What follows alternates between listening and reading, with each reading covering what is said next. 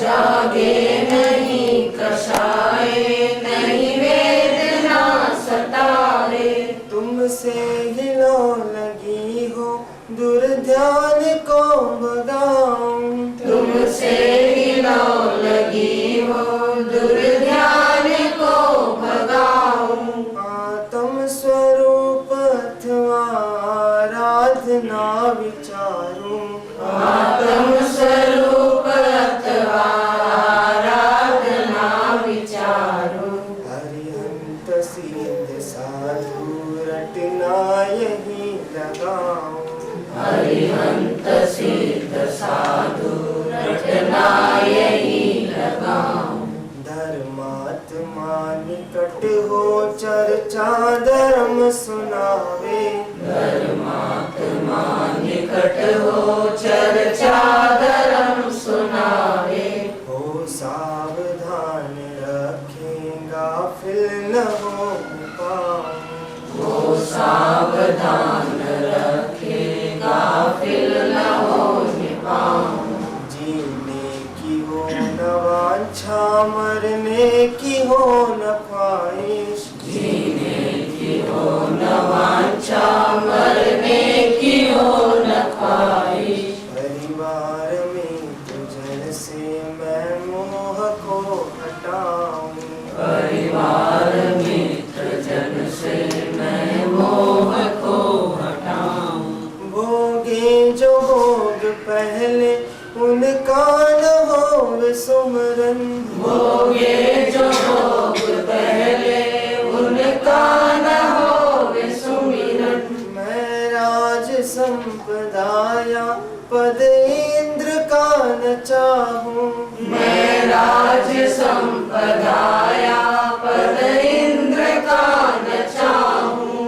रत्नात्रय का पालन हो अंत में समाधि, रत्नात्रय का पालन हो अंत में समाधि। शिव राम प्रार्थना जीवन सफल बनाऊं, शिव राम प्रार्थनाय जीवन सफल बनाऊं। दिन रात मेरे स्वामी मैं भावना ये भाऊं, दिन रात मेरे स्वामी मैं भावना ये भाऊं।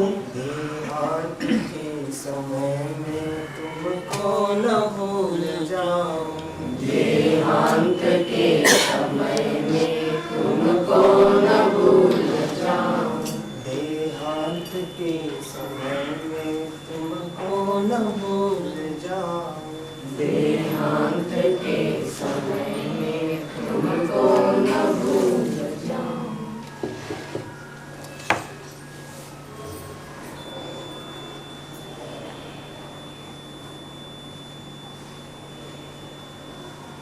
नमो यन्ताणं नमो सिद्धाणं नमो आयर्याणं नमो वज्राय नमो लोये सर्वसां नमो समय साराय स्वानुभूत्या चकास्ते चित् स्वभावाय भावाय सर्वभावान्तरच्छिदे। मंगलम भगवान वीरो मंगलम गौतमो गणि मंगलम कुंद कुंडारि जैन धर्मोस्तु मंगल। सर्व मंगल मांगल्यम सर्व कल्याणकारकम प्रधानम सर्वधर्माणम जैनम जयतु शासनम। ओंकार बिंदु संयुक्तम नित्यं ध्यायन्ति योगिनो कामदं मोक्षदं चैव ओंकाराय नमो नमः।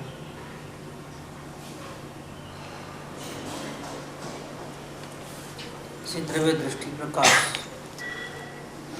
पूज्य न्यालचंद्र सुगाणी जी के आध्यात्मिक पत्र नंबर 22। कल चौथा चला था, आज 5वां चलेगा। प्रश्न ऐसा है कि किस प्रकार आत्मा अपनी और पुरुषार्थ की वृद्धि करने का प्रयोग करता है। जिसको आत्मज्ञान हो गया है उसको परमात्मा बनने के लिए किस प्रकार का प्रयोग करना चाहिए, वो प्रश्न चल रहा है। उसमें जो कल बात आई थी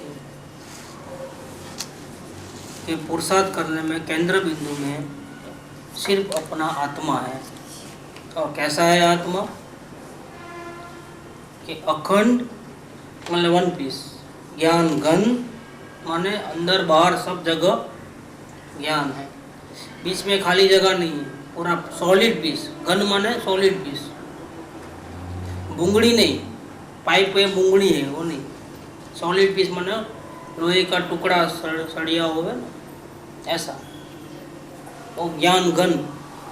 पुरुषाकार माने देहाकार, और शरीर अंदर के कर्मों, इसके अंदर में राग द्वेष के जो ढेर सारे भाव हैं वो, उसके अंदर वहाँ से और आगे गए तो ब्लैंकनेस, निर्विकल्पता, शून्यता, उससे भी गहरा उंडा, शुद्ध पर्याय से भी उंडा, तो कह नहीं सकते कैसा, तो चैतन्य तत्व, चैतन्य जानने देखने वाला तत्व माने विश्व में जितने भी जीव अजीव पदार्थ हैं, पदार्थों का सार जो है, त्व माने सार, तत्व माने पदार्थ। इन सभी जितने भी पदार्थ हैं उन सबका सार तत्व, चैतन्य तत्व। इतना ही नहीं, मैं हूँ, उसमें मैं पना लगा है, यही मेरा अस्तित्व है, बस यही, ये मेरे से कभी नहीं बिछड़ता है, क्योंकि ये मेरा अस्तित्व है, ये मेरे ओरिजिनल रूप है, वो अजर अमर है, वो कभी नहीं मरने वाला है। कर्म चेंज होते हैं, राग द्वेष चेंज होते हैं, शरीर चेंज होता है, अवस्थाएं बदलती हैं, ये नहीं बदलता। वो है केंद्र बिंदु साधना का। मतलब आगे बढ़ना है तो, परमात्मा बनना है तो किसी के हेल्प की जरूरत नहीं है। अपना परमेश्वर जो स्वयं है, जो अपना अस्तित्व है, वही हेल्पफुल है, कोई एक्सटर्नल हेल्प की जरूरत नहीं है। क्योंकि आत्मा से परमात्मा बनने में हम टोटली किस पे डिपेंड है, आत्मा पे डिपेंड है। आत्मा नहीं मिला था, उसके पहले आत्मा कहाँ है, कैसे ढूंढना, उसके लिए सदगुरु की जरूरत थी, और सदगुरु का उपदेश हमारे जीवन में उतरे, उसके लिए सर्व समर्पण भाव और भक्ति की जरूरत थी, कांटेक्ट के लिए सत्संग की जरूरत थी। लेकिन अभी आत्मा का दर्शन हो गया तो फिर अब कौन हमारा केंद्र बिंदु है, अब किसी की जरूरत नहीं। आत्मा से परमात्मा बनने के लिए किसी की जरूरत नहीं, हमारा आत्मा ही काफी है। कैसा आत्मा, ऐसा आत्मा जो ब्लैंकनेस को भी देखने वाला है, उससे भी गहरा है, शुद्ध पर्याय से भी गहरा है, वो आत्मा है, वो कभी हमको नहीं छोड़ेगा, क्योंकि यही हमारा अस्तित्व है। तुम्हारा नाम क्या, तो नाम बोलेंगे तो वो तो शरीर का नाम है। तुम्हारा काम क्या, तो ये जो बाहर में शरीर करता है वो तो अपना काम है ही नहीं। देखो, असल में परमात्मा को इतनी शांति है कि उसको कोई काम करने की जरूरत ही नहीं है। क्या वो निष्क्रिय तत्व है। वो उसकी निष्क्रियता को बताने के लिए कहते हैं वेदांत में कि कुछ नहीं कर सकते परमात्मा की इच्छा के बिना। उसमें ये नहीं कहना है कि परमात्मा कोई है और वो करता है, या ये कहना है कि तुम निष्क्रिय तत्व हो, तुम कुछ भी नहीं कर सकते, न तुम बाहर का कुछ कर सकते, न शरीर का कुछ कर सकते, न राग द्वेष के भावों को तुम आगे पीछे चेंज कर सकते, न वेदन को जब चाहे तब ला सकते। तुम क्या कर सकते? कुछ नहीं कर सकते, क्योंकि परमात्मा को जरूरत ही क्या है, जो अपने आप में परिपूर्ण है, उसको जरूरत क्या है कुछ करने की? कौन करेगा? कुछ करेगा तो कौन करेगा? जिसको कोई इच्छा होगी वो करेगा। करना और नहीं करना उसका बेस है इच्छा है। परमात्मा अधूरा नहीं है, परमात्मा 90% नहीं है कि 10% के लिए उसको कुछ करना पड़े। परमात्मा 100% परिपूर्ण, अपने आप में शुद्ध और परिपूर्ण है, उसको कुछ करने की जरूरत नहीं है। और ये मेरा अस्तित्व है। शुद्ध पर्याय का अर्थ जब यहाँ नजर जाती है ऐसे तत्वों के ऊपर आगे बढ़ने के लिए, तब 100% वेदन आता ही है। ऐसा कभी नहीं बनता कि ऐसे परम तत्व के ऊपर नजर पहुंचे और हमको वेदन न आवे, ऐसा कभी नहीं बनता है। आता ही है, क्योंकि जो उसको देखेगा वो धन्य हो जाएगा। वेदन माने क्या? खुशी का अनुभव, धन्यता का अनुभव, सौभाग्य का अनुभव, चिंताओं के मुक्त ऐसा अनुभव है। वेदन क्या चीज है? जब वेदन आता है तो कोई चिंता नहीं होती है किसी प्रकार की, उस क्षण के लिए। क्यों ऐसा होता है चिंता मुक्त? संसार में तो इतने लफड़े हैं, तो इतने चिंता मुक्त क्यों हो जाते हैं? वही दुकान पहले थी, अभी भी वही दुकान है, अभी चिंता क्यों नहीं है? देखो, पहले धंधा अच्छा चलता है तो भी और बढ़ाऊं, अभी नहीं, अभी टारगेट और बढ़ाओ। अभी धंधा नहीं चल रहा है, मंदा है, तो कोई फिक्र नहीं हो रही। क्यों? लोग मंदिर में टैप बजाते हैं भजन की, कीर्तन की, प्रवचनों की, और हम लोग पागल लोग दुकान पे टैप लगाते हैं, दुकान पे धर्म की बुक रखते हैं। क्यों ऐसा? खाली बैठे तो उधर उधर गप्पे मारना रहता है, उसके जगह पे ऐसा क्यों चेंज आया? ये जीवन बदलता है, जीवन सुखमय है, शांतिमय है, व्यर्थ की चिंता हम नहीं करते। इसका ये सबूत है। ये चक्की ऐसे ही चलने वाली है दुनिया। संसार नहीं बदला है, दुनिया नहीं बदली है, लेकिन हम बदल गए हैं। क्यों बदल गए? जिसको परमात्मा मिल जाए उसको क्या फिक्र? जो अवस्था, जो ज्ञान परमात्मा को देख लेवे, वो तो नाचने लगे, उसको काय को फिक्र किसी बात की भी। ये वेदन सबूत है कि हमको परमात्मा मिल गया है, सीधी बात है। वेदन की अपने आप में कोई वैल्यू नहीं है, तरंग की अपने आप में कोई वैल्यू नहीं है, लेकिन ये तरंग इसलिए उठी है क्योंकि समुंदर है, ये हम वैल्यू है उसकी। क्योंकि असल में वैल्यू हम किसकी करते हैं? समुंदर की करते हैं। वेदन की वैल्यू नहीं है, वो समुंदर की वैल्यू है। यहाँ ये बात कहते हैं कि शुद्ध पर्याय तो होगी ही, आनंद तो आएगा ही, अशांति तो दूर हो ही जाएगी, शांति तो मिलेगी। लोग रोते हैं उस वक्त हमको कोई टेंशन नहीं होता है, धंधा नहीं चल रहा है, वो नहीं हो रहा है, ये नहीं हो रहा, परेशानी, वो परेशानी, लेकिन हमको कोई तकलीफ नहीं है। तो वेदन आएगा, लेकिन ये तत्व कैसा है? शुद्ध पर्याय का अस्तित्व भी उसी वक्त है, मालूम भी पड़ता है कि वेदन आया है। एक साथ में दो मालूम पड़ता है। एक तो परम तत्व जो है, जिसमें कोई अवस्था नहीं है, जिसमें कोई लहर नहीं है, कोई वेदन नहीं है, ऐसा।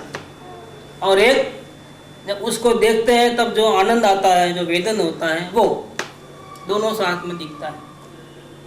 परम तत्व तो अजर अमर है, लेकिन ये वेदन है वो क्षण भंगुर है। वो आएगा चले जाएगा, आएगा चले जाएगा। ऐसी प्रैक्टिस करते करते करते करते फिर 1 मिनट 1 सेकंड का रहेगा, फिर 2 सेकंड का रहेगा, फिर 1 मिनट का रहेगा, फिर 4 मिनट का रहेगा। ऐसा करते करते अगर कंटिन्यूअस 48 मिनट रह गया अंदर में, तो आप परमात्मा बन जाओगे। इतनी बात है, परमात्मा बनने के लिए इतना लगता है। लेकिन 48 मिनट तक पहुंचने के लिए हमको जो कोशिश करनी पड़ती है, उसमें हो सकता है 2-4 भाव भी निकल जावे या 1 भाव निकले, क्योंकि बहुत कोशिश करनी पड़ती है। और यही प्रश्न है, कैसे कोशिश करते हैं ज्ञानी पुरुष? कि ज्ञानी पुरुष वेदन आता है तो वेदन को अपने अस्तित्व से मिलाते नहीं है, ये बात है। इधर ये बात है, वेदन जरूर आता है उनको, जब भी आत्मा को देखते हैं तो वेदन जरूर आता है, लेकिन वो दोनों अस्तित्व अलग अलग है। एक परमानेंट अस्तित्व है और एक टेम्परवरी अस्तित्व है। वेदन है वो टेम्परवरी अस्तित्व है। वेदन नहीं है ऐसी अवस्था है, शून्यता, वो भी टेम्परवरी है। राग द्वेष वाली अवस्था है वो भी टेम्परवरी है। 3 अवस्था होती है, राग द्वेष वाली हो या ब्लैंकनेस हो या फिर वेदन हो आत्मा का। 3 में से कोई भी एक होती है अवस्था, लेकिन ये तीनों भी टेम्परवरी है। और परमात्मा तो अजर अमर है। तो जब हम अजर अमर तत्वों को देखते हैं अंदर में, भीतर में, परमात्मा को, शरीर से भिन्न, कर्म से भिन्न, भाव कर्म से भिन्न, वेदन से भी भिन्न, तब हमको वेदन आता है। तो ज्ञान दोनों को जानता है, परमात्मा को भी और उसके आनंद को भी, दोनों को जानता है। ताजमहल भी दिखता है और ओ भी होता है, दोनों साथ में। ऐसे परमात्मा भी दिखता है और आनंद भी आता है, और दोनों चीज का भान ज्ञान को है। लेकिन ज्ञानी क्या करते हैं, ये वेदन में नहीं, मैं तो ये इतना ही में वो है, लेकिन कौन है, मना नहीं करते हैं, लेकिन मेरे में नहीं है और मुझे उसकी कोई वैल्यू नहीं, क्योंकि मैं तो परमात्मा हूं। वेदन नहीं था तब भी मैं था, मैं राग द्वेष करता था तब भी था, जन्म के पहले भी मैं कहीं था, और अब वेदन आ रहा है तब भी मैं हूं, वेदन छूट रहा है तब भी मैं हूं, वेदन और ज्यादा बढ़ जाएगा तब भी मैं रहूंगा, मैं मुनि बनूंगा तो भी रहूंगा, और मैं सिद्ध भगवान बनूंगा तब भी मैं रहूंगा। जो भी चेंजेस आया वो किस में आए, संयोगों में, अवस्था में, और मेरे में कोई चेंज कभी आया नहीं। मैं चेंज हो सके ऐसा हो ही नहीं, मैं तो अपरिणामी तत्व हूँ, मेरे में चेंज कैसे आएगा। हम पत्ते खेलते हैं तो 52 पत्ते रहते हैं, एक को चार जने बैठे हैं, 13 पत्ते मिलते हैं। क्या एक गेम हुई, फिर दूसरी गेम हुई, फिर तीसरी गेम हुई, ऐसे गेम बदलते रहती है। पत्ते उतने के उतने रहेंगे, कितने, 52। वो इंटरचेंज होते रहते हैं। नेक्स्ट गेम में हमको काली का एक आया तो नेक्स्ट गेम में नहीं आया, वो लाल का एक आ रहा है, नहीं भी आया, सब एक को चले जा रहे हैं, ऐसा ही मन क्या। लेकिन पत्ते तो वही के वही रहते हैं, वो बदलते नहीं। कायम भी रहना है और बदलते रहना है, कायम भी रहना है और बदलते रहना है, स्थिर भी रहना है और तरंगे भी उठ रही है। तो जब हम आत्मा को देखते हैं, जो स्थिर तत्वों को देखते हैं, जो परमात्मा को देखते हैं, तब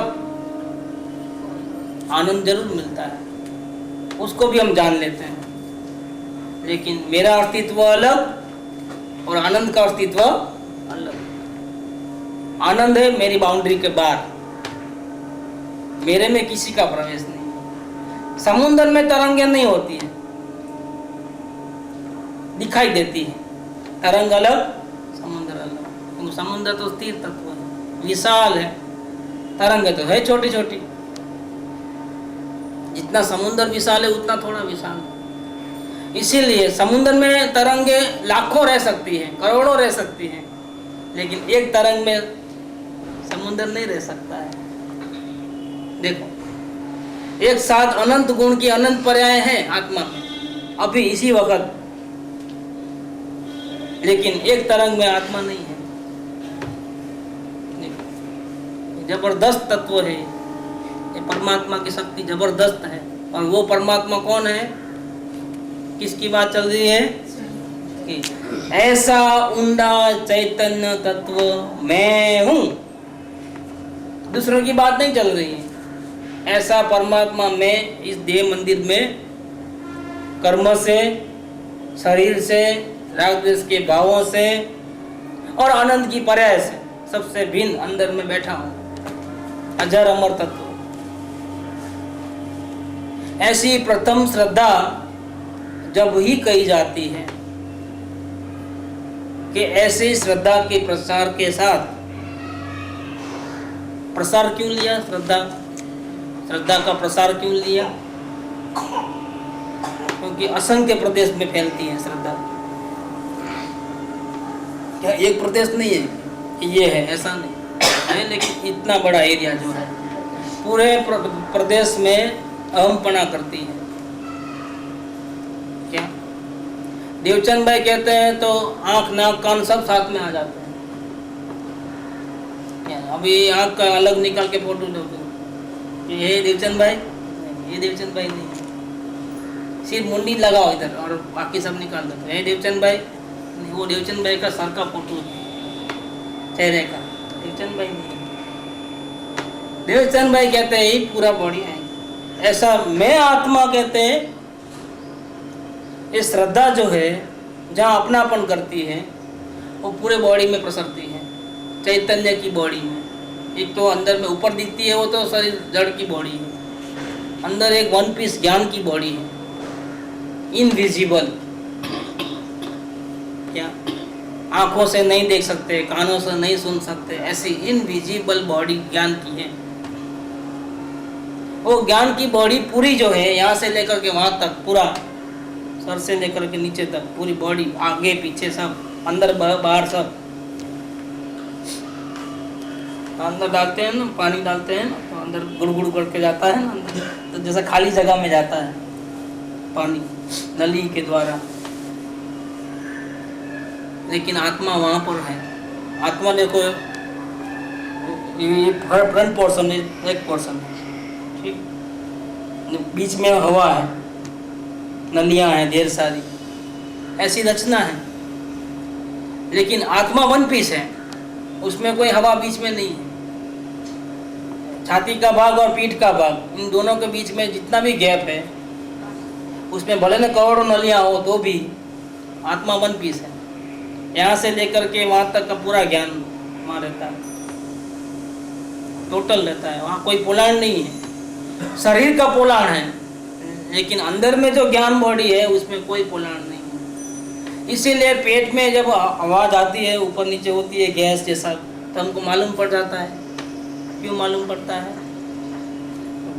ऐसा करे तो ऐसा, करे तो ऐसा,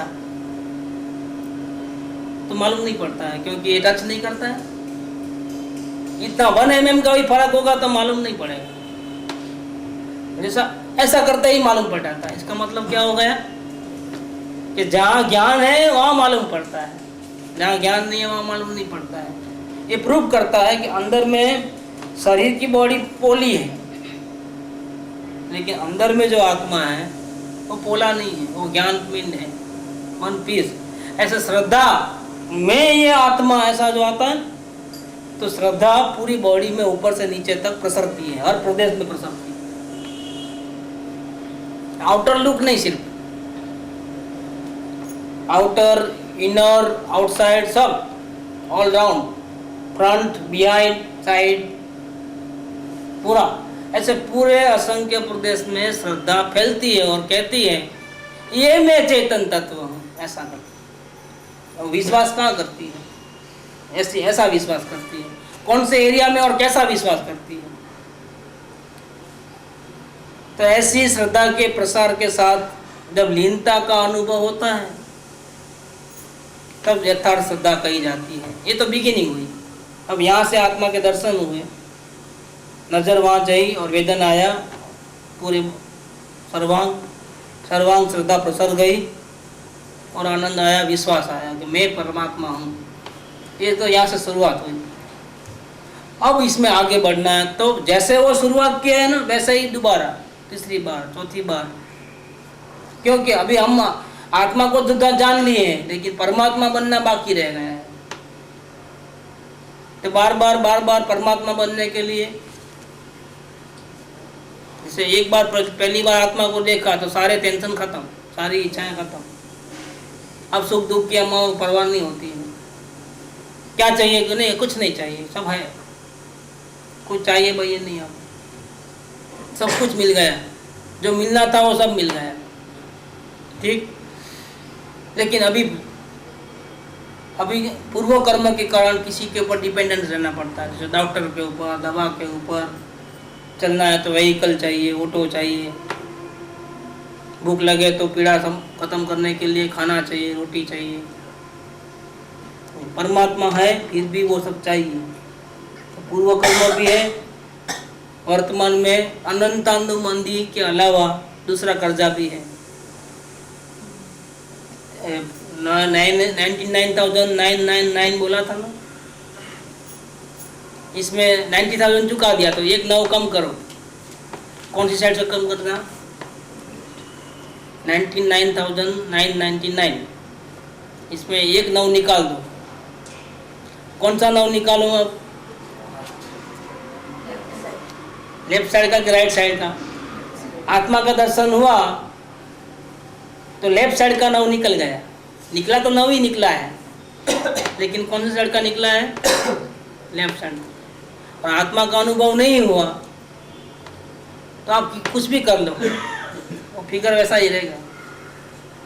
मेन फिगर तो 9 है लेफ्ट साइड का, वो निकल गया आत्मा का अनुभव होते ही। लेकिन अभी पूर्व कर्म के कारण और वर्तमान में अस्थिरता के कारण इतनी ज़बरदस्त प्रैक्टिस नहीं है कि हम निरंतर अंदर में रहे। इसी कारण अभी 9,999 रुपीज़ का कर्जा बाकी है। बस वो चुका देगा ना तो परमात्मा बन जाएगा। चुकाना तो पूरा पड़ेगा, एक भी चुकाए बिना तो नहीं चलेगा, पूरा खत्म करना पड़ेगा। तो परमात्मा बनने की भी यात्रा करना है, और इसके लिए हमको एक ही काम करना है। जिस तरीके से हमने लेफ्ट साइड का 9 निकाला है उसी तरीके से कमाई करते जाओ और देते जाओ। दूसरा क्या रास्ता है? आत्मा को देखना वो सबसे बड़ी कमाई है।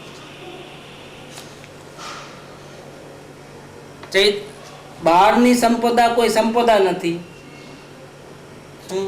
અને બહારની વિપદા કોઈ વિપદા નથી। पूज्य गुरुदेव श्री के वचन है। चैतन्य का स्मरण वो संपदा है, और चैतन्य का विस्मरण वो विपदा है। क्या मैं परमात्मा हूँ संपदा है, ये तुम्हारी कमाई है। पैसा कमाना है तो क्या करना? तो दुकान जाना। और परमात्मा बनना है तो क्या करना? कहीं जाना माना की जरूरत नहीं है। मैं परमात्मा हूँ, खलास, गाड़ी आगे चलेगी। इतना ही है, इतना इजी है। परमात्मा बनना बहुत इजी है, क्योंकि परमात्मा कोई फैक्ट्री में मैन्युफैक्चर नहीं किया जाता है। क्या स्टील के बर्तन बनाते हैं या प्लास्टिक की थैलियाँ बनाती हैं, ये मैन्युफैक्चर होता है। कोयला मैन्युफैक्चर होता है, लकड़ी को जलाओ तो कोयला बनता है। बिजली मैन्युफैक्चर होती है। परमात्मा कभी मैन्युफैक्चर नहीं होता है। कोई बनाना चाहे तो बना नहीं सकता। कितना मिलाना, कितना ज्ञान मिलाना, कितना आनंद मिलाना, कितना किलो अंदर में, कैसे बना सकते हो? नहीं बना सकते। इसीलिए परमात्मा बनना माने क्या? फिर परमात्मा कैसे बनने को बोलते हो? कि परमात्मा बनना का मतलब ये है कि तुम परमात्मा को देखो और मानो कि मैं परमात्मा हूं। बन गए परमात्मा। अब कितना इजी है। परमात्मा बनने के लिए क्या करना? कि तुम मानो कि मैं परमात्मा हूं, हो गए परमात्मा। वो कोई फैक्ट्री में थोड़ा बनता है, किलो 2 किलो लेके आए ऐसा थोड़ा बनता है, लीटर हाफ लीटर कुछ, ऐसा कुछ भी नहीं है। मानने में है पूरा चीज, जो भी कमाल है मानने में है। इसीलिए दंसन मूलो धम्मो, वस्तु सहाओ धम्मो और दंसन मूलो धम्मो। वस्तु का स्वरूप समझो, ऐसा मैं पदार्थ हूँ, हो गया धर्म, शुरुआत हो गई। धर्म का मूल की शुरुआत हो गई। धर्म माने शांति का रास्ता खुल गया। दंसन माने दर्शन, आत्मदर्शन। आत्मदर्शन माने आत्मश्रद्धा कि मैं परमात्मा हूँ, बस वो धर्म का मूल है। दंसन मूलो धम्मो, चारित्र खलु धम्मो। बार बार दर्शन करते रहो, बार बार बार बार। इसको बोलते हैं एक्शन, चारित्र। वो साक्षात धर्म है। बस ये रत्न सम्यक दर्शन ज्ञान चारित्राणी मोक्ष मार्ग हो, यही मोक्ष का मार्ग है। और जो परमात्मा भिखारी बन करके घूम रहा था संसार में, वो जैसे अपने में परमात्मा वैसा देखता है तो धीरे धीरे प्रैक्टिस करते करते करते करते करते वो परमात्मा बन जाता है। परमात्मा बनना मांगना क्या, अभी थोड़ा भी भीख मांगना नहीं बचा, थोड़ा भी कर्जा नहीं बचा, किसी का लेना नहीं देना नहीं, कुछ नहीं, सारे रिश्ते नाते खत्म, और अंश मात्र भी दुख नहीं है, संपूर्ण सुख है। ऐसी अवस्था पा लेता है जीव, इसको बोलते हैं परमात्मा। वो परमात्मा है पहले से, इसीलिए परमात्मा बना है, क्योंकि इसको बना नहीं सकते। क्या इन्वेंशन और डिस्कवरी में फर्क है। परमात्मा की डिस्कवरी होती है, इन्वेंशन नहीं होता है। अमेरिका का कोलंबस ने डिस्कवरी की थी, इन्वेंशन नहीं किया है।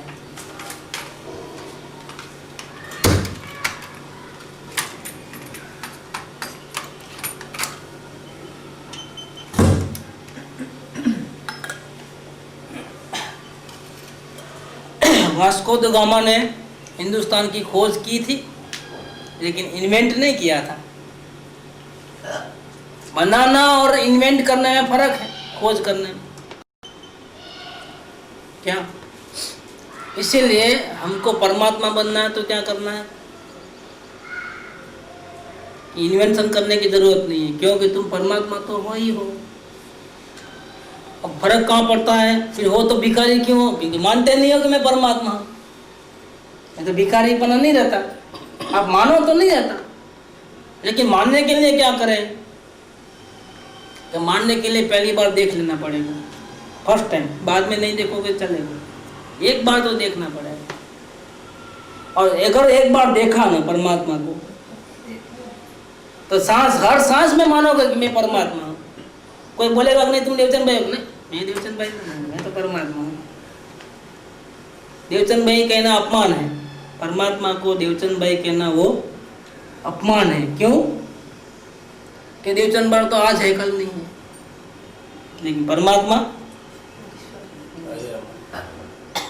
को इतना छोटा मान लिया। अगर देवचंद भाई माना तो इतना छोटा, समुंदर को बूंद मान लिया, अपमान कर दिया। इसीलिए परमात्मा बनना है तो लीनता की वृद्धि का पुरुषार्थ कैसे करना, के परमानंद रूप हरि को एक क्षण भी नहीं भूलना, ये कार्य करना। हर सांस में मैं परमात्मा हूँ, मैं परमात्मा हूँ, मैं परमात्मा। ये भूले बिना सब करो, जो करना है करो। उठा पटा घेरा फेरी, पिक्चर देखो, दुनिया का धंधा करो, सब करो, उसको साथ में रखना, क्योंकि ये बॉडी गार्ड है। कौन? अपना परमात्मा अपना बॉडी गार्ड है।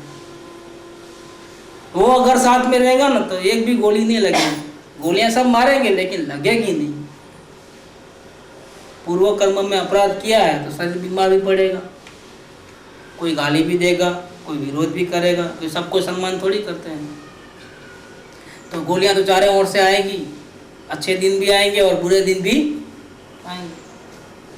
लेकिन अगर मैं परमात्मा हूं ऐसा स्मरण बॉडीगार्ड को हमेशा साथ में रखोगे तो न खुशी के प्रसंग में खुशी हो जाओगे, न दुख के प्रसंग में दुखी हो जाओगे। कभी खुशी कभी गम नहीं होगा, वितरागता रहेगी, समता भाव रहेगा, ऐसा हो जाएगा और जल्दी से आप मोक्ष में चले जाओगे। ये परमात्मा बनने का कोई तरीका नहीं है। अब आगे कहते हैं कि ये स्मरण कौन करेगा, कि लीनता का पुरुषार्थ कौन करेगा, बार बार देखेगा कौन परमात्मा को? क्या परमात्मा देखेगा? क्या वेदन को लाएगा कौन? परमात्मा। कौन लाएगा? परमात्मा तो वो भी काम नहीं करता है।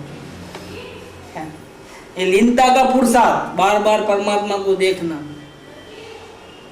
और उसमें वृद्धि करना, कि 1 सेकंड अंदर नहीं, 2 second, 4 second, minute, 2 minute continuous रहना है, अंदर जम के रहना है, देखा और बाहर आना ऐसा नहीं है। तो लीनता का पुरुषार्थ और उसमें वृद्धि करना है लीनता की। ये सब पर्याय के कार्य हैं।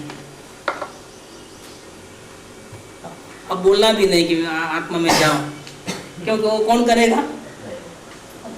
अब उतना भी टेंशन खत्म करो, ध्यान करना है। अरे वेदन नहीं आया, ये पार वेदन नहीं आया, क्या जरूरत है। परमात्मा को वेदन की भीख मांगता है, नहीं आया तो नहीं आया। वो काम किसका है, पर्याय का है। कौन करेगी लीनता, कौन करेगी लीनता में वृद्धि, कौन देखेगा परमात्मा को। परमात्मा अपने को थोड़ा देखता है, उसको क्या जरूरत है, उसको पता नहीं है कि मैं परमात्मा हूँ। उसको कभी डाउट नहीं होता है, किसको, परमात्मा को, कि मैं परमात्मा हूँ कि नहीं हूँ। डाउट किसको आता है, वो देखे जाकर के बार बार। जिसको डाउट आवे ना वो बार बार देखे कहीं गथरी कहीं खो तो नहीं गई है ना, कहीं हम इतने दिन से वेदन नहीं आया तो कहीं भूल तो नहीं गया हूँ ना, किधर ऑफिस देवचंद भाई तो नहीं बन गया है ना। किसको डाउट आया है, अवस्था को, तो फिर अवस्था क्या करेगी, देख लेगी अंदर से, हाँ आया राजी, ठीक है भैया, तुम दुखी हो जाओ और तुम राजी हो जाओ। क्या वेदन नहीं आया तो दुखी हो जाना, अरे नहीं आ रहा है इतने दिन से, क्या हो गया, और आ जाए तो राजी हो जाना। कौन राजी होता है, कौन दुखी होता है, कभी खुशी कभी गम, कौन, अवस्था। ये लिखा है तो इसमें लिखा है सब कि लीनता का पुरुषार्थ अथवा उसमें वृद्धि, यह सब पर्याय के कार्य है। मेरा अपना, मेरा अस्तित्वपना अथवा व्यापकपना, अस्तित्व के साथ क्या दूसरा लिया है, एक तो मैं पना लिया, दूसरा अपना अस्तित्वपना लिया, और तीसरा एक शब्द लिया व्यापकपना, क्योंकि एक पॉइंट नहीं है परमात्मा, असंख्य प्रदेश में है, फैलना, विस्तृत विस्तार है, क्या वो व्यापकता है। तो मेरा मैंपना भी युवा ही होगा परमात्मा में, मेरा अस्तित्व भी मैं उसको ही मानूंगा। दूसरा आते हैं जाते हैं, दूसरा तो आवे जावे, आयाराम गयाराम है, ट्रेन की मुसाफरी में सब आयाराम गयाराम है। आज है दुकान कल नहीं है, आज है परिवार वाले कल नहीं है, सब एक होका है कल नहीं रहेगा। ये आयाराम गयाराम, क्रोध क्षमा आदि भाव है, आयाराम गयाराम, कभी आए कभी जाए। वेदन आयाराम गयाराम, लेकिन जो परमात्मा है ओरिजिनल, वो आयाराम गयाराम नहीं है, वो शाश्वत है, कुटस्थ है, ध्रुव है। उसका एक नाम दिया है शास्त्र में, क्या दिया है, ध्रुव है। ध्रुव का तारा चेंज नहीं होता है, होता है नॉर्थ में ध्रुव तारा रहता ही है। इसलिए आत्मा को एक शब्द दिया आचार्य भगवान ने, ध्रुव, कभी नहीं बदलने वाला, कभी ओझल नहीं होने वाला। क्या ये तो सूर्य का प्रकाश बढ़ जाता है तो दिखता नहीं है, बाकी अभी दिन में भी रहता है वो ध्रुव का तारा। रात को क्यों दिखता है, क्योंकि सूर्य का प्रकाश इतना उसको आच्छादित नहीं करता है, लेकिन वही जगह पे रहता है। सारे डायरेक्शन को वो कंट्रोल करता है, ये ध्रुव तारा। ऐसे ये परमात्मा है जो ध्रुव है, सारी अवस्थाओं को कंट्रोल करके बैठा है। अनादि अनंत सभी पर्यायों का जो पिंड है वो आत्मा है। देखो रोलमल जी ने ऐसा कह दिया, अनंत भूतकाल, अनंत भविष्य काल और वर्तमान, तीनों काल की जितनी भी अवस्थाएं हैं, ये सबको बंडल बनाओ तो एक आत्मा है, वही आत्मा है। वो पर्याय के एंगल से बोलते हैं, और इन्हें बोलते हैं पर्याय मेरे में है नहीं, तो किसके एंगल से बोलते हैं, ध्रुव के एंगल से बोलते हैं, द्रव्य के एंगल से बोलते हैं। बात दोनों एक ही है, एक ही सिक्के के दो पहलू हैं। एक द्रव्य से बात करे, एक पर्याय से बात करे। एक बोले कांटा है, एक बोले नहीं छाप है, लेकिन भैया सिक्का तो वही है। इस प्रकार से कि लीनता का पुरुषार्थ अथवा उसमें वृद्धि, यह सब पर्याय के कार्य हैं। मेरापना, मैं जहाँ अपनापन करूँगा ये मैं जहाँ अपने अस्तित्व को मानूंगा, स्वीकार करूँगा ये मेरा अस्तित्व है, और मैं जहाँ फैलता हूँ, जो मेरा एरिया है, क्षेत्र है, तो मेरापना, मेरा अस्तित्वपना और मेरा व्यापकपना, तीनों वो तो केवल त्रिकाली ज्ञानगण अखंड चैतन्य में ही है, अवस्था में नहीं है। मैं तो अपना मेरापना तो उधर ही करता हूँ जो बिना अवस्था का है। मैं मेरा अस्तित्व उसको ही स्वीकार करता हूँ जो आवे जावे, वो आयाराम गयाराम, वो मेरा अस्तित्व नहीं है। राग द्वेष मेरा अस्तित्व नहीं है, और वेदन मेरा अस्तित्व नहीं है, न ब्लैंकनेस भी मेरा अस्तित्व नहीं है। मैं तो शाश्वत हूँ, वो मेरा अस्तित्व है। मैं तो उसको अपना अस्तित्व मानता हूँ, और मैं रहता भी वहीं हूँ, व्यापकता, प्रसाद, मेरापना, मेरा अस्तित्वपना, मेरा व्यापकपना, तीनों का एक सेंटेंस दो, क्या है? त्रिकाली ज्ञान घन अखंड चैतन्य, ओ मैं जो अंदर विराजमान है अभी इस वक्त। इस दृष्टि में अब ऐसी दृष्टि करोगे, ऐसा ध्यान रखोगे, ऐसी नजर रखोगे, एक नजर बाहर घूमते रहती है, और एक नजर अगर ज्ञानी की अगर आत्मदर्शन हो जाए तो एक नजर कहाँ रहती है? परमात्मा। क्या कौवे को है ना एक आंख होती है, कौवे को दो आंख नहीं होती कभी भी, लेकिन आपको पता भी नहीं चलता। देखना ध्यान गौर से देखना, कौवा का दो आंख नहीं होती, एक ही आंख होती है। खोखे दो होते हैं, ये जो खोखे हैं ना ऊपर के, वो दो होते हैं, लेकिन आंख एक ही होती है। ऐसा करे तो लोलक जो बीच का है ना इधर आ जाता है, तो इधर से देखता है। ऐसा करे तो लोलक जो है बीच का इधर आ जाता है, तो उधर से देखता है। क्योंकि खोखे विंडोज दो है, लेकिन कंप्यूटर एक है अंदर देखने वाला, दो विंडोज है। इसी प्रकार से यहाँ पर भी ऐसा है, अवस्थाएं अनंत है, लेकिन आत्मा एक ही आत्मा है। क्या कहते हैं इधर?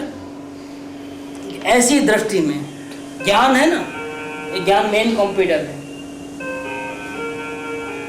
और नजर दो जगह करता है। एक ही ज्ञान दो जगह नजर करता है, कभी परमात्मा के ऊपर, कभी अवस्था के ऊपर, कभी बाहर, बाउंड्री के बाहर। जब ये ज्ञान अपने को देखता है, परमात्मा को, अंदर आया हो, स्वयं को देखता है, और ये ज्ञान अगर अवस्था को देखता है, रागद्वेष को देखता है, कर्मों को देखता है, शरीर को देखता है, अन्य पदार्थों को देखता है, या दुनिया में किसी को देखता है, तो वो अपने से बाहर है। दो ही एंगल है, स्व पर, स्व पर। तो स्व में बस, मतलब स्व को देख, पर थी कस, पर को मत देख, इतना ही बस। टू का टच, एक टू का टच है। शॉर्ट में कहो भाई क्या करना है हमको शांति के लिए, बोल रहा हूँ, सोमा बस, परती कस, आटलू बस, टू टच, इतना ही कहना है। इसका विस्तार करो तो बहुत बड़ा है, और शॉर्ट में कहो तो इतनी बात है। तो क्या करना है? क्या हो रहा है इधर कि मैं परमात्मा हूँ, त्रिकाली ज्ञानगण अखंड चैतन्य, यही मेरा मैं हूँ, यही मेरा अस्तित्व है, और यहीं मैं रहता हूँ। ऐसी दृष्टि में पर्याय का पुरुषार्थ सहज स्वभाव है। क्या ऐसी दृष्टि अगर हुई तो पर्याय में लीनता, पर्याय में वृद्धि, आत्मा से परमात्मा बनने का जो रूपांतर है वो अपने आप होगा, वो ऑटोमेटिक होने वाला है, वो आपके बस की बात नहीं। परिणाम को आप कंट्रोल नहीं कर सकते कि उपयोग है भैया बाहर मत देख अंदर देख, नहीं कर सकते। क्या अगर आप चाहते हो कि आप परमात्मा के दर्शन करो तो आप मानो कि मैं परमात्मा हूं, ऐसा मानते ही, ऐसी दृष्टि करते ही आपका जो उपयोग है वो बाहर नहीं रहेगा, अंदर आ जाएगा, क्योंकि ये ऑटोमेटिक है। आप परमात्मा को याद करो और उपयोग बाहर रहे, कैसे बन सकता है? ये इम्पॉसिबल है, बन ही नहीं सकता। मैं परमात्मा हूं, यही मेरा अस्तित्व है और यहीं मैं रहता हूं, मैं ही चैतन्य हूं, मैं ही ज्ञान घन हूं, ऐसा फीलिंग करते ही पर्याय में अपने आप लीनता और वृद्धि ऑटोमेटिक होती है, वो करने का नहीं होता है कुछ। फिर जब ऐसा होता है तब ऐसा कहने में आता है बाहर के एंगल से, तो देखो पुरुषार्थ किया, देखो पहले वो ज्ञानी हुआ, अब श्रावक बना, अभी मुनि बना, अभी आर्यन बन गया, अभी सिद्ध भगवान बन गया, देखो पुरुषार्थ किया। असल में उसने क्या किया है? न वो श्रावक बना है, न वो मुनि बना है, न आर्यन बना है, न सिद्ध बना है। असल में उसने एक ही काम किया है कि मैं परमात्मा हूं। मैं, उसने बनाया नहीं परमात्मा को, मैं परमात्मा हूं, मैं परमात्मा हूं, मैं परमात्मा हूं, एक ही लाइन। ऐसा करते, ऐसा चालू रखने से क्या हो गया? बाद में वो ज्ञान दशा में आया, फिर श्रावक बना, फिर मुनि बना, फिर आर्यन बन गया, फिर भगवान हो गया। उसने कोई कपड़े वगैरह छोड़ने नहीं पड़े, वो अपने आप हो गया, वो सब काम अपने आप होता है। क्या रात को नहीं खाना? नहीं, ऐसा उसने खाने को छोड़ा नहीं है, लेकिन वो मैं परमात्मा हूँ ऐसे में रहा ना, तो अपने आप गुण प्रकट हो गए, रात का खाना छूट गया, कंदमूल छूट गए, वो अपने आप हुआ। किसी को छोड़ना नहीं है, किसी को पकड़ना नहीं, वो अपने आप हो गया पूरा। श्रावकपना अपने आप आया, मुनिपना अपने आप आया, घर बार अपने आप छोड़े, कपड़े लते अपने आप छोड़े, जंगल में अपने आप चले गया, श्रेणी अपने आप लगा दी, हरियन भगवान भी अपने आप बन गया और भगवान भी अपने आप बन गया। कुछ करने धरने का है ही नहीं। अब क्या करूं? प्रश्न करते हैं, अब क्या करूं? कि क्या समझा रहे इतने दिनों से कि कुछ करना धरना नहीं, सिर्फ जानना देखना। नहीं, आप बोलो मैं क्या करूं, मेरा सर खा जा, क्या कर? देखो, असल में कुछ परमात्मा बनने के लिए कुछ करना नहीं, बस मानना है कि मैं परमात्मा हूं। देखो कितनी बड़ी बात है। इस दृष्टि में पर्याय का पुरुषार्थ सहज स्वभाव है, ऑटोमेटिक है। पर्याय अपेक्षा से फिर कहते हैं कि पुरुषार्थ किया, पुरुषार्थ हुआ, वृद्धि हुई, उसने ऐसा पुरुषार्थ किया, ऐसी लीनता करी, ऐसी स्थिरता की, ऐसा कहने में आता है। यहाँ पूरा करें और आगे 2-4 लेटर आए हैं, कल बाकी का कल लेते हैं। ये जो समाधि मरण का जो प्रसंग बना था उसमें बारगांव से भी कुछ लेटर आए हैं, तो मैं पढ़ लेता हूँ। तो ये फाइल आई है, फाइल के अंदर एक फोटो बनाया है, स्केच बना के भिजाया है, देखो। और इसमें जो लिखा गया है वो मैं पढ़ता हूँ।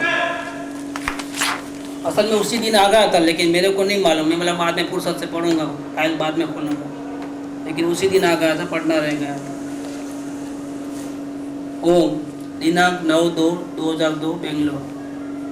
पूज्य मंगलमयी, करुणामयी, दयामयी भगवती श्री रमाबेन के प्रथम मंगलकारी अद्वितीय मृत्यु महोत्सव के शुभ अवसर पर, ऐसे मृत्यु का प्रसंग शुभ अवसर नहीं है, मृत्यु का दिन शुभ नहीं है, लेकिन इनको परमात्मा बनने में एक भाव कम लगा, इसीलिए वो हमारे लिए तो शुभ अवसर है। बेंगलोर से आप ही के पद चिन्ह के अनुयायी इंद्रचंद जैन व परिवार का आपके चरणों में वंदन, नमस्कार। पूज्य गुरुदेव श्री देवगुरु जी के चरणों में वंदन, नमस्कार। आज अकस्मात यह विचार आया कि इस महोत्सव पर मैं नहीं जा पाऊंगा तो क्या पत्र द्वारा भाव भरे पुष्पों को आपके चरण कमलों में अर्पण तो कर सकता हूँ। इस पुण्य दिवस के अवसर पर बेन श्री रमाबेन की स्मृतियाँ ताजा हो जाती हैं। अंतिम दिनों में आपकी दृढ़ साधना देखते ही बनती थी। इस भीषण काल में जहाँ हर जगह और हर समय मृत्यु का डरावना तांडव नृत्य दिखने में आता है और जन समुदाय मृत्यु का नाम मात्र को सुनते ही भयभीत हो जाते हैं। ऐसे समय में मृत्यु को एक हंसी खेल समझने वाले, मृत्यु के साथ ठिठकोलियां करने वाले ऐसी महान साधक आत्मा श्री रमाबेन की साधना अविस्मरणीय है। ऐसी साधना कोई 1 लाखों करोड़ में एक बिरले आत्मा ही कर सकते हैं। ऐसी अद्वितीय साधना बेन श्री भगवती बेन रमाबेन ने कर दिखाई थी, जो कि एक अपूर्व साधना थी। ऐसी परम साधना हम सबके लिए एक जीता जागता उदाहरण है। बेन श्री चंपाबेन श्री और श्री सोगाणी जी श्री से आपकी तुलना की जाए तो कोई अतिशयोक्ति या आश्चर्य की बात नहीं हो सकती। एक बार तो मैंने अपनी आंखों से मरण शैया के ऊपर मृत्यु से जंग लड़ते देखा है, यानी ऐसे वक्त में भी उनके चेहरे पर मुस्कुराहट थी। आत्मा के रंग में ऐसे रंग गए थे कि संसार के तुच्छ नश्वर झंझट झमेलों से परे हो गए थे। संसार असार है ऐसा हमने किताबों में पढ़ा है, मगर आपके चेहरे पर तो स्पष्ट झलकता था। आहा, क्या वितरागमयी मूर्ति थी, क्या भव्यता व उदासीनता झलकती थी। अभी भी आपकी करुणामयी चेहरे की झलक आंखों के इर्द गिर्द झलकती है। आपका चमत्कारिक आत्मा का प्रभाव तो इन दिनों मेरे आत्मा में घर सा कर गया है। मेरे रोम रोम में आप बस गए हैं। आपने अपनी जिंदगी का ज़्यादातर समय साधर्मी भाइयों के लिए यानी मुमुक्षुओं के मोक्ष मार्ग दर्शन में व्यतीत किया। कई बार तो मुमुक्षुओं को साधना में असावधानी करते देख बार बार चेताते रहते थे और असावधानी व अजागृति साधर्मी भाई बहनों पर करुणा बरसाकर बार बार जागरूक करते थे, उनको समझाकर पुनः राह पर लगाते थे। यह दृश्य तो हर पल आंखों के सामने आते रहता है। अपने परिवार की जिम्मेदारी सफलतापूर्वक निभाकर जो आपने साथ ही साथ आत्मिक साधना करी थी, सो अपने आप में एक मिसाल है। और ऐसी अपूर्व साधना तो विरले आत्मार्थी ज्ञानी जन ही कर सकते हैं। धन्य है भगवती करुणामयी साधना मूर्ति श्री रमाबेन जो अमर हो गए, सिद्ध अवस्था को प्राप्त करने को है। इस पंचम काल में हमारे बीच में रहकर एक अनोखी अद्वितीय व अपूर्व साधना में अपने को लगाकर अपने आप को पावन कर दिया। अब स्वर्ग में भी ऐसे पद पर आसीन हो गए हैं कि आपकी साधना निरंतर हो रही है। हम सबको देख देख कर अपनी करुणामयी भावना से प्रसन्न हो रहे हैं और मार्गदर्शन दे रहे हैं। अब मुझे तो उनकी यादों में रहकर, उनके मार्गदर्शन में रहकर साधना में निरंतर अग्रसर होना है। आत्मिक साधना में हमेशा अपने को लगाकर खुद का तो कल्याण करना ही है और आपका नाम भी रोशन करना है। आपको हमेशा यादों में रखकर अपनी साधना को बढ़ाएंगे तो ही आपके जीवन का परिश्रम हमारे लिए सार्थक कार्य होगा। आज का आपका 11/2 का शुभ दिन हमारे लिए एक महत्वपूर्ण दिन है। आज हम आपको याद करके अपनी साधना में अग्रसर होकर अपनी आत्मा में लीन होकर अपना कल्याण करेंगे, यही भावना है। परम कल्याणकारी श्री गुरु श्री देव गुरु के चरणों में अर्पण, साधना मूर्ति भगवती बेन श्री चंपाबेन के चरणों में अर्पण, समस्त सत्पुरुषों को वंदन, समस्त साधर्मी भाइयों को नमस्कार। जय जिनेन्द्र। लिखी इंद्रचंद 9/2/2002। और एक लेटर भी हम लोग बेंगलोर अभी गए थे, उनके बारे में आया है और ये 555 आरती में भेजे हैं। इस प्रकार से ये फाइल आया है। और एक लेटर जो है बेंगलोर के चंद्राबेन का आया है। पूजनीय भाभी माँ के चरण कमलों में कोटि कोटि वंदन होवे। गुरु जी भाभी माँ ही एक ऐसे थे जो हम क्या है वो हमें बराबर पहचान लेते थे। हमने ही भाभी माँ को पहचान नहीं पाए, लेकिन अब उनकी एक एक बात हमारे सामने आती रहती है। जब हम कुलपाल जी आए थे तब हमको कुछ मालूम नहीं पड़ा। जब 2 दिन के बाद सिकंदराबाद आ गए तब चंचल बेन के घर पर प्रवचन रखा था। हमारे लिए ही उस प्रवचन में हमें लग गया। और बहुत रोए थे। तब भाभी माँ ने कहा, अब रो रहे हो, 2 दिन 3 दिन मिले थे, तब गुरु चरण पकड़कर क्यों नहीं बैठे? क्योंकि भाभी ने कहा था, हमें बराबर समझाया, लेकिन हमको समझ में क्यों नहीं आया, हम तो अनजान थे। यहाँ पर हमने बहुत गलती की थी। अब सब बातें याद आती हैं। एक बार गजपंता से नीचे उतर रहे थे, तब भैया पीछे रह गए थे, तो मैं 2-3 बार भैया के लिए रुक गई। तो मेरे को भी कहा, क्यों रुक रहे हो? तो मैंने कहा, भैया पीछे रह गए, उनकी तबीयत ठीक नहीं रहती, छाती का दर्द आ जाता है। ये इंद्रचंद जी की बात कर रहे हैं। तब भाभी माँ ने कहा, आप उनकी चिंता क्यों करते हो, आप अपना देखो ना। गुरुजी, भाभी माँ तो भाभी माँ ही थी, वे थे तब तक तो हम पहचान नहीं पाए, अब जब याद आती है तो वे ही नहीं है। गुरुजी, भाभी माँ ने मेरे अंदर क्या देखा ये तो मैं नहीं जानती, लेकिन उन्होंने मेरे लिए ऐसा कहा कि इनकी भक्ति सौभाग्य भाई जैसी है। ये बात मुझे नहीं मालूम, उन्होंने मुझे नहीं कहा, ये तो मेरे को वसंता ने कहा कि भाभी माँ तुम्हारे लिए ऐसे कहते थे। गुरुजी, लास्ट में जब 2 दिन के लिए हमारे घर आए, तब भी भाभी माँ से मैं खुल के बात की थी। उसके पहले तो मैं भी खुली भी नहीं थी। गुरुजी, मैं क्या लिखूं, मुझे कुछ लिखना नहीं आता है, कुछ गलती हो गई हो तो माफ़ करना।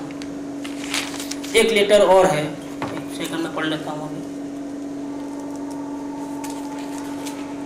ये सुमन के पास से आया है, यहाँ हैदराबाद से, सिकंदराबाद से।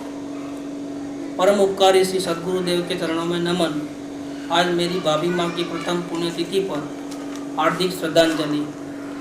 जैन धर्म किसी जाति विशेष का धर्म नहीं है, यह बात भाभी माँ ने सिद्ध करके दिखाया। सच्चा जैन तो वही है जिसके हृदय में प्राणी मात्र के लिए अपार करुणा, जो ममता आसक्ति रहित हो और समता भाव सहित हो, और इन्हीं गुणों से परिपूर्णता भाभी माँ का जीवन, जिनका बाह्य व आंतरिक जीवन अलौकिक था, कर्म व साधना का जीवंत उदाहरण था। पारिवारिक जिम्मेदारी व प्रतिकूल शारीरिक अवस्था को अपने आत्मकल्याण के लक्ष्य में बाधा नहीं बनने दिया, बल्कि उसी को अपनी साधना का साधन बना लिया। आप दृढ़धर्मी व अपनी क्षमा के उदाहरण तो मेरे दिल पर छाए हुए हो। ऊपर से आप कभी कभी कठोर दिखाई देते थे, और आपका अंतर तो एकदम कोमल मृदुल था, जस्ट लाइक ए कोकोनट। आपकी आंतरिक परिपूर्णता बाहर में भी हर प्रसंग में झलकती थी। आपका व्यक्तित्व की भिन्न भिन्न छटा को देखकर कहने की क्षमता मुझ में नहीं है। आपने वितराग सत्संग मंडल की स्थापना कर एक ऐसा पौधा रोपा है जिसकी विशालता, सुंदरता भविष्य में सच्ची शांति चाहने वालों जीवों को आश्रय प्रदान करेगी। आपकी दूरदर्शिता तो गजब की थी। सद्गुरुदेव की परम शिष्या, जिनकी भक्ति का अनुकरण मात्र से मार्ग सुलभ हो जाता है, ऐसे परम पावन, परम पवित्र मेरी भाभी माँ का जीवन युगों युगों तक मेरे मानस पटल पर अंकित रहेगा। आज मेरे आराध्य भाभी माँ के पुण्य दिवस के अवसर पर उन चरणों में अपनी अगाध श्रद्धा समर्पित करते हूँ। वो उनसे उन जैसी निर्भीकता, निर्भानता, अपने लक्ष्य के प्रति सजगता व गुरु भक्ति के पाठ का आशीर्वाद की कामना करते हैं। ढूंढने से भी मिलनी मुश्किल प्रेरणा मूर्ति इससे अन्य, ढूंढने से भी है मिलनी मुश्किल प्रेरणा मूर्ति इससे अन्य, पूज्य भाभी माँ को है लाखों लाखों लाखों धन्य। इस सुमन के तरफ